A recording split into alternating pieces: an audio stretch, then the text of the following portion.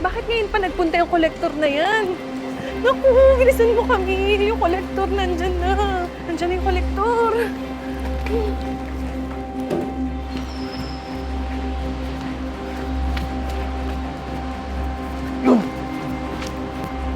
Ma'am Camille! Ma'am Camille!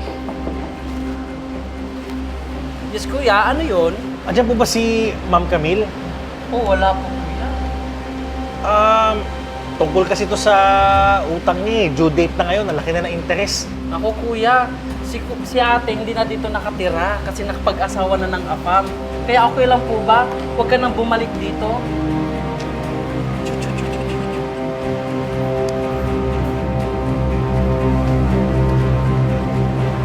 Naku sis, salamat ha.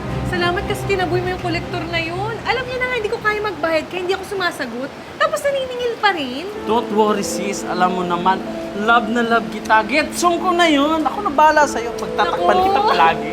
Salamat talaga sis ha. Naman. Alam ko na. Tingin na lang kaya tayo ng mga sale online. Ayoko tayo magbayad ng utang eh. Sale online na lang. Yes! Cool! Ayun. Tao po! Ma'am Camille? Yes po. Ay. Para saan po yan? Si Ma'am Camille po ba nandyan? Kasi may parcel po siya eh. Ah, sige po. Wait lang po ha. Tawagin ko lang po si ate. Ay, sige po. Ate! Ate! May parcel kayo? Parcel? Magandang araw po. Ma'am Camille po.